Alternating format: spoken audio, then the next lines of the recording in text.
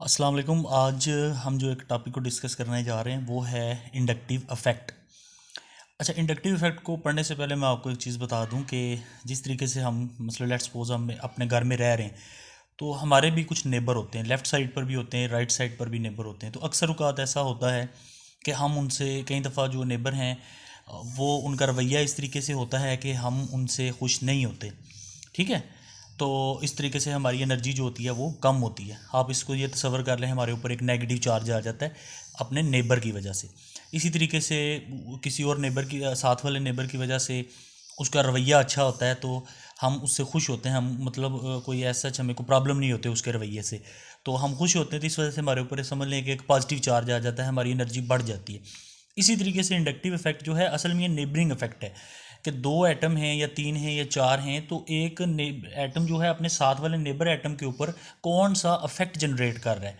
आया कि वो इलेक्ट्रॉन्स को अपनी तरफ अट्रैक्ट कर रहा है, उससे अपनी तरफ लेके आ रहा है, या अपने इलेक्ट्रॉन उसकी तरफ डोनेट कर रहा है, यानी कि इलेक्ट्रॉन का झुकाव, इलेक्ट्रॉन की डेंसिटी उसकी तरफ होगी। तो इसको तो फिलहाल हम इसकी पहले डेफिनेशन पढ़ लेते हैं। तो inductive effect of A group of atom is the change in electron density at a nearby atom caused by difference in electronegativity। तो आपने देखा है इसकी डेफिनेशन में भी यही है कि ये इंडक्टिव इफेक्ट जो है group of atom in change in electron density change होगी। पॉजिटिव चार्ज भी आ सकता है, नेगेटिव चार्ज भी आ सकता है, near by atom cause by difference in electronegativity. अब ये इलेक्ट्रॉन डेंसिटी जो है वो चेंज क्यों होगी उसकी रीज़न भी उन्होंने एंड के ऊपर बता दी है कि वो ये है कि एक एटम जो है ज़्यादा इलेक्ट्रोनेगेटिव होता है। नीचे मैंने इसकी दो टाइप्स बताई हैं, इसकी ये है इलेक्ट्रॉन रिलीजिंग और इलेक्ट्रॉन विदड्रॉइंग। आप नीचे देख रहे हैं इथाइल क्लोराइड को, तो आप देख रहे हैं कि जो क्लोरीन है उसके ऊपर माइनस, पार्शियल माइनस का चार्ज है, और साथ वाली कार्बन में पार्शियल प्लस, और उसके साथ वाली जो CH3 मिथाइल ग्रुप है उसके ऊपर पार्शियल प्लस का चार्ज।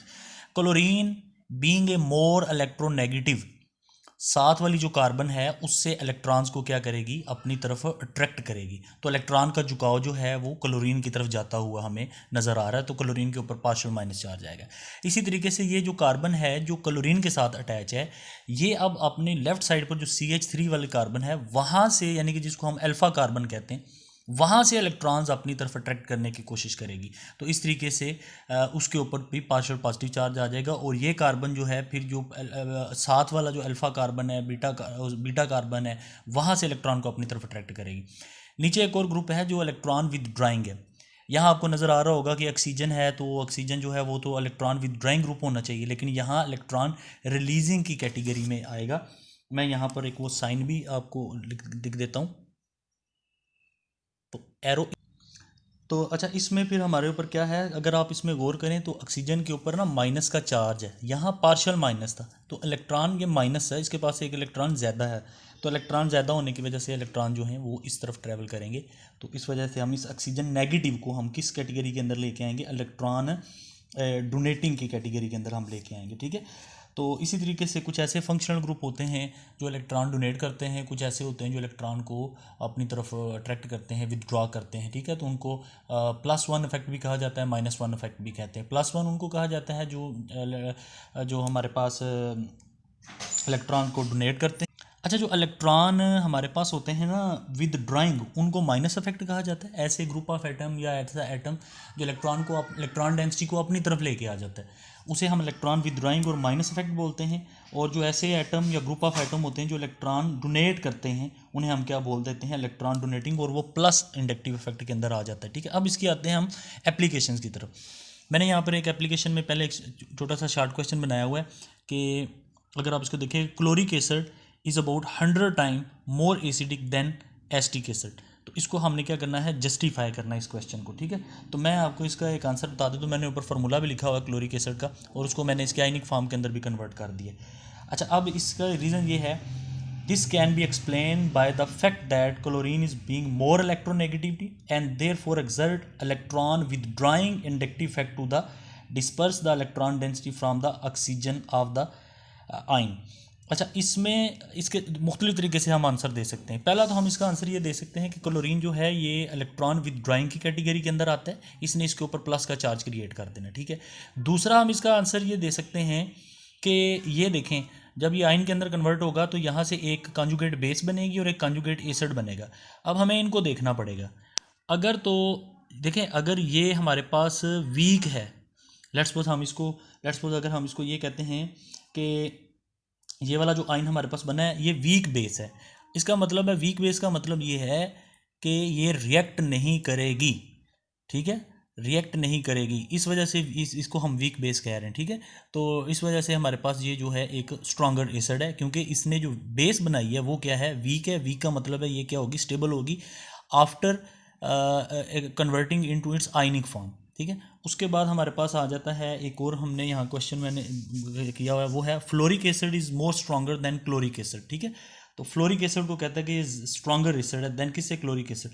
इसकी भी फिर रीज़न हमारे पास वही आ जाती है कि फ्लोरीन जो है वो मोर इलेक्ट्रोनेगेटिव है, किससे, हमारे पास क्लोरीन से, ठीक है। एक तो हम इसकी ये रीज़न दे सकते हैं, दूसरा वही आंसर आप दे सकते हैं कि फ्लोरिक एसिड जब अपनी आयनिक फॉर्म के अंदर कन्वर्ट होगा तो उसकी जो बेस बनेगी वो क्या होगी, वो three chloropropanoic acid is weaker acid than chloric acid, justify. अब देखें 3-क्लोरिक propanoic acid weaker than chloric acid, ठीक है। अब इसकी वो रीज़न बता रहा है, इसकी रीज़न हमारे पास ये है कि इंडक्टिव इफेक्ट जो हमारे पास इंडक्टिव इफेक्ट होता है वो ख़त्म हो जाता है जब कार्बन एटम की तादाद हमारे पास क्या होती है, बढ़ जाती है, ठीक है। तो इसमें यही है कि inductive effect finish as the number of carbon atom between chlorine and oxygen increase, ठीक है। तो यहाँ पर ऑक्सीजन और क्लोरीन के दरमियान जो कार्बन एटम हैं वो हमारे पास क्या हैं, बढ़ गए हैं। तो इंडक्टिव इफेक्ट जो है आपको पता है जितनी लेंथ ज़्यादा होगी उसका इफेक्ट उतना ही क्या हो जाता है, कम होना शुरू हो जाता है, ठीक है। इसके बाद क्वेश्चन कर लेते हैं, वो है acetic acid is 10 time less acidic then formic acid, ठीक है। तो हमारे पास ये क्वेश्चन है, acetic acid is 10 time less acidic then formic acid, ठीक है। अच्छा, इसका आंसर क्या है, इसका आंसर यही है कि अगर आप एसिटिक एसिड को और उसको देखें, आप दूसरा जो हमने लिया है एसिटिक एसिड है और दूसरा हमने लिया फार्मिक एसिड, ठीक है। तो इसमें रीज़न ये है कि इलेक्ट्रॉन डोनेटिंग ग्रुप जो होता है ना, ऐसा ग्रुप जो इलेक्ट्रॉन डोनेट करता है, लेट्स सपोज हमारे पास ये वाला ग्रुप है मिथाइल, ठीक है। तो ये हमारे पास एक इलेक्ट्रॉन डोनेटिंग ग्रुप की कैटेगरी के अंदर आ जाता है, ठीक है। तो हम इसमें यही लिखेंगे कि electron donating group destabilise the carboxylate an ion. Electron donating group मसलन ये जो है अगर ये किसी आयन के साथ अटैच है, लेट्स सपोज मैं इसको ऐसे कर देता हूँ, तो ये जो है इस आयन को क्या करेगा, ये डिस्टेबलाइज करेगा, ठीक है। अब जारी बात है जब ये डिस्टेबल है, मतलब ये इतना ज़्यादा स्टेबल नहीं है, तो जारी बात है ये जो है ये स्टेबल होगा, ये उसी की क्या है, आयनिक फॉर्म। तो हम यही कह रहे हैं कि electron donating group destabilise the carboxylate an ion, ठीक है। तो इस वजह से हमारे पास इसकी जो एसिडिटी है वो हमारे पास क्या होती है, डिक्रीज हो जाती है, ठीक है जी। तो हम यही लिखेंगे कि methyl group which is regarded electron donating as compare to the hydrogen, इसमें मिथाइल ग्रुप है, ठीक है। दूसरे में हमारे पास फार्मिक एसिड में हमारे पास मिथाइल ग्रुप नहीं था।